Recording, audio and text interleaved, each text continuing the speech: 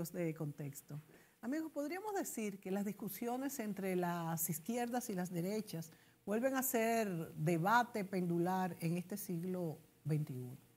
En el escenario político global, la alternancia entre los gobiernos de izquierdas y de derechas ha sido una constante, moviéndose de un extremo a otro como un péndulo que nunca se detiene en el mismo centro. A lo largo de la historia, este vaivén ha respondido pues, a distintas cosas, a crisis económicas, a cambios sociales, a transformaciones tecnológicas y a demandas ciudadanas. Y estas, pues, por supuesto que evolucionan en el tiempo. Sin embargo, en los últimos años, este patrón ha cobrado pues, mayor intensidad con giros políticos abruptos por vía electoral, cada vez más polarizados. Uno de estos fenómenos más notorios es el resurgimiento de la ultraderecha impulsado por el nacionalismo y la reacción frente a los movimientos migratorios masivos. En varias regiones del mundo, desde Europa hasta América Latina, partidos y líderes con discursos antimigración y proteccionistas y escépticos del globalismo han ganado terreno, apelando pues a la identidad nacional, a la seguridad económica de sus ciudadanos principalmente. Este auge ha generado tensiones con las políticas progresistas que mueven pues, a la inclusión y a la diversidad, intensificando la división ideológica en muchos países. Mientras tanto, la izquierda, que en muchos casos se ha debilitado por crisis internas, escándalos de corrupción o falta de resultados concretos, principalmente en materia económica, enfrenta el desafío de reinventarse y ofrecer alternativas verdaderamente viables en un mundo donde las certezas son cada vez más escasas. A su vez, la derecha tradicional también ha sido desafiada por sus propios sectores más radicales que buscan desplazarla con propuestas más extremas. En este contexto, la discusión sobre los modelos de gobierno y sus logros se mantiene vigente más que nunca. ¿Qué factores entonces son los que impulsan este constante cambio de dirección? Bueno, veríamos el impacto que tiene en la estabilidad de los países y en la vida de los ciudadanos y sobre todo hasta dónde llegará la actual ola de la ultraderecha y qué respuesta ofrecerán los opositores. Veamos un panorama político, izquierdas y derechas y cuáles son sus diferencias. Para esto nos acompaña el doctor Miguel Don Gil desde España para hablar un poco en retrospectiva y comencemos dándole la bienvenida a Miguel y preguntándole sobre el origen histórico de estos dos movimientos que se les llama izquierda y derecha. Hola Miguel, bienvenido. Hola Mónica, un placer estar contigo otra vez por aquí para tratar otro tema que es bastante complicado y polémico. Si ya hablábamos de las migraciones, ahora este es otro tema que tiene mucho interés. Pues yo quisiera que Pues comenzáramos un con poco, esto, con el inicio, con cómo surgen, Miguel. sí, vamos a ver. Antes de nada, porque se habla de izquierdas y de derechas, quizás porque son términos bastante sencillos que ayudan como a intentar en este deseo o necesidad que tiene el ser humano, ¿no? De categorizar las cosas, entender qué son y dónde posicionarlas. Pero hay que decir que luego en la práctica es más complejo de ver estas diferencias, pero eso lo comentaremos luego. Em, ¿Qué es lo que definiría a la derecha y a la izquierda de manera conceptual? Y luego ya vamos a ver el origen histórico. Bueno, estaríamos hablando del ámbito de la ideología, ¿no? Del pensamiento, que son ese conjunto de ideas fundamentales que caracteriza el pensamiento de una persona, de una colectividad y también tiene que ver con la época, porque en función de la época en la que nos encontremos va a evolucionar esta Sí. ideología. Y lo interesante es verlo en el fenómeno de lo político. ¿Dónde está el origen de la izquierda y la derecha? Bueno, pues tenemos que irnos al origen de los modernos estados, tendríamos que irnos a la Revolución Francesa, ¿no? Para Occidente. Entonces, ¿qué es lo que tenemos en la Revolución Francesa y cómo surgen la izquierda y la derecha? Bueno, recordemos que está, vamos a decir, la sociedad dividida en nobleza, que es la que tiene el poder, con el rey a la cabeza, y luego están los siervos, los que trabajan. Y en medio está la iglesia, el clero. Recordemos que en la Revolución Francesa se intenta acabar con este con este dominio o control del poder por parte de la nobleza, y entonces esto permite el acceso de la burguesía, que es la gran beneficiaria de esta revolución, que se dice que fue de los más pobres. Bueno, esto hay que cogerlo entre comillas. Digamos que la burguesía quería tener acceso a lo que no tenían acceso por sangre y tener influencia en la política y en lo social, y lo consiguen con el apoyo del pueblo. Pues en este contexto, en el marco de 1789, se dio inicio a la Revolución Francesa que todos conocemos, que es una revuelta, como recordemos, que cuestionaba el poder de la monarquía y quería acabar con los privilegios de los poderosos terratenientes, la nobleza. Hay que tener en cuenta que en los meses al inicio de agosto y septiembre de ese año, 1789, los miembros de la Asamblea tuvieron que votar sobre el veto real, es decir, si el rey de Francia debía tener la capacidad de rebatir cualquier ley, aunque hubiese sido aprobada por mayoría en el Parlamento.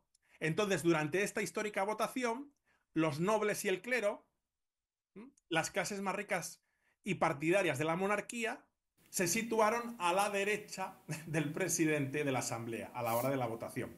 Mientras que los revolucionarios, que querían acabar con ese orden antiguo, pues se sentaron a la izquierda. Y por esa posición histórica en esa votación, la derecha, los conservadores en teoría, ¿no? La nobleza, los que tienen el poder, y en la izquierda, los que quieren acabar con ese sistema, vamos a decir, de castas o de clases. Pues este es el origen histórico y se ha mantenido hasta la actualidad, aunque hay que decir que quizás en la actualidad no tiene ya tanta vigencia, aunque se siga utilizando en la política, en los medios de comunicación, porque ayuda a entender las cosas para posicionar a los partidos. Realmente, hoy en día, digamos que el sistema de izquierdas y derechas se tambalea bastante, pero eso lo podemos ver luego. Así que este es el origen. Revolución Francesa, hay una votación, los que están a favor de la monarquía y del sistema clásico, pues se ponen a la derecha, y a la izquierda, los que quieren acabar, los revolucionarios, los que quieren acabar con el poder real, se ponen a la izquierda. Ese es el origen. Fíjate, Miguel, que de ese origen que tú muy bien explicas, de hecho, pues se mantiene esto de que como los de izquierda son los progresistas en el sentido de que quieren cambiar el status quo, todavía se dicen, oye, pero tú eres roca izquierda. Y es decir, que como que quieres cambiar lo que está hecho. Y también es importante lo que has dicho, Miguel, de que se ha desvirtuado un poco los conceptos entre izquierda y derecha, porque podemos ver que tanto la ultraderecha como la ultraizquierda llegan al momento en que se tocan, tienen muchas cosas parecidas y ya pues lo que son pues dictaduras de hecho y no tienen esos visos que es lo que le da la vigencia, el derecho de existir a lo que son izquierdas y derechas. Por eso es que el péndulo, el centro es lo mejor, aunque como yo decía en la introducción, es difícil mantenerlo. Es así, pero realmente la tendencia que estamos teniendo es que, sobre todo, vamos a coger, por ejemplo, la referencia, porque ya hemos visto que este modelo de izquierdas y derechas es un modelo occidental y que se acuña en Europa, ¿no? Y como tal, esa es la referencia. En la tendencia que ha habido en las últimas décadas y en los últimos años es que hay una tendencia, a pesar de que luego en los medios de comunicación se intente destacar las divisiones, se habla de la derecha, de la ultraderecha y todas estas cosas, hay una tendencia hacia posiciones de centro. Es muy difícil hoy en día ver a veces diferencias sustanciales entre la supuesta izquierda con la supuesta derecha, sí, es cierto, porque tienen posiciones de centro. Entonces, realmente no hay muchas diferencias, lo veremos ahora, y yo creo que lo más interesante para poder entender un poco por cómo entender este panorama, que es complejo, es un poco definir en la teoría, lógicamente, en qué se caracterizaría una posición de izquierdas y en qué se caracterizaría una posición de derechas, para así entender un poco de qué estamos hablando. Entonces vamos a ir digamos, a la descripción teórica y luego vamos a ver, bueno, hasta qué punto eso se cumple, ¿no? En la realidad, pero vamos a eso, a lo concreto. Entonces, vamos a definir en primer lugar qué es una posición en la política una posición de izquierda. Bien, y esto se va a ver en diferentes aspectos, cómo se tratan diferentes cuestiones. Por ejemplo, en lo que es el trato con la sociedad. La izquierda, por tradición o de manera teórica, considera a la sociedad como un mecanismo que es posible modificarlo introduciendo instrumentos, políticas, etc. Mientras que la derecha, de forma tradicional, ve a la sociedad como un organismo que no se puede desmembrar sin destruirlo. ¿Mm? Esto es un poco en teoría. Por ejemplo, históricamente, siempre desde el ámbito de la izquierda se ha abogado a introducir políticas que modifican patrones de la sociedad y siempre de manera histórica la derecha ha siempre defendido mucho el valor de la familia, el valor como célula básica de la sociedad y siempre se ha, vamos a decir, protegido o potenciado más la autonomía de la familia y del individuo. En cambio, en posiciones de izquierda siempre se entiende que no, que todo es posible de ser modificado a través de decisiones y de aplicaciones de políticas y medios públicos. Por otro lado, y esto se sustrae de esto primero que acabo de decir, la izquierda prioriza siempre el conjunto social sobre el individuo. Mientras que en el caso de la derecha se da primacía a la persona, considerando que la sociedad está al servicio de la persona. Generalmente desde posiciones de izquierdas históricamente, cuando se toman decisiones, siempre se habla pues, que se hacen en beneficio de la sociedad o que es la soberanía popular la que lleva a tomar esa decisión. En cambio, las posiciones teóricamente de derechas, pues como digo, se da más primacía a la persona, al individuo y a su capacidad en la sociedad. ¿Cuáles serían, a nivel de valores políticos supremos, cuáles serían los valores políticos supremos que tiene la izquierda? Pues el valor político supremo que suele tener la izquierda es el conocido de la igualdad y la solidaridad.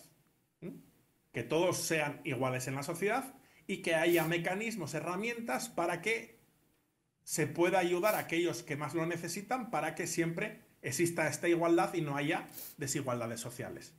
Mientras, en contrapeso, tenemos la derecha que prioriza la libertad del individuo frente al colectivo, entendiendo la igualdad como igualdad de oportunidades. Es decir, la derecha no es que no quiera la igualdad, pero entiende la igualdad como que todos tengamos las mismas oportunidades para que así cada cual pueda destacar en la sociedad o desarrollarse en el ámbito que quiera.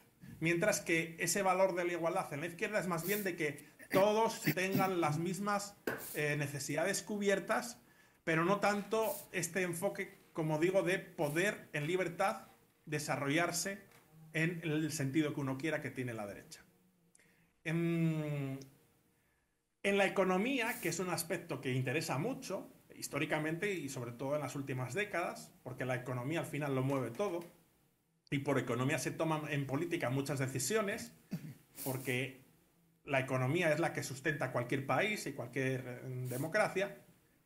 En economía la izquierda confía en la planificación y la regulación estatal. Es decir, se entiende que conforme a un establecimiento de planes y a una supervisión estatal, se puede dirigir la economía para que se desarrolle en un sentido u en otro.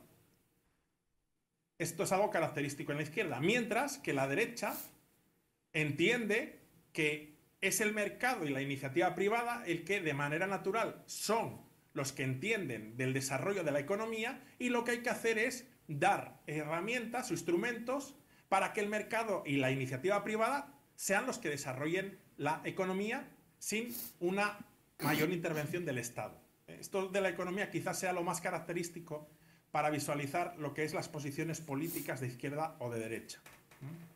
Y, lógicamente, en lo que respecta a economía y dinero, en lo que respecta a la distribución, la izquierda prioriza la distribución de esa bonanza económica, mientras que la derecha apuesta más por la creación de riqueza. Es decir, que un país mejore su situación económica es más importante que el que la riqueza se distribuya entre todos. Ese sería un poco el enfoque.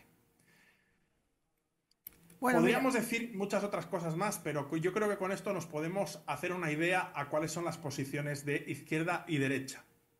me ha gustado mucho cómo lo Siempre, has sintetizado, ujú, Miguel, me ha gustado mucho. Y con estos señalamientos que haces, definitivamente después de tanto tiempo probando estos regímenes, bueno, después de la Revolución Rusa, en todas las regiones del mundo ha habido países con derechas e izquierdas. Y cada vez más yo creo que nos damos cuenta que el centro es el verdadero, el régimen democrático de centro es el verdadero camino para poder desarrollar los pueblos, porque ni la libertad por completo que se convierta en libertinaje, ni la dirección por un gobierno puede desarrollar una sociedad. Y ya hemos visto cómo los regímenes que son de izquierda extrema, lo que han hecho es pues la pobreza, democratizar la pobreza, o sea que sea para todos, y los de derecha extrema también han provocado fuertes desequilibrios.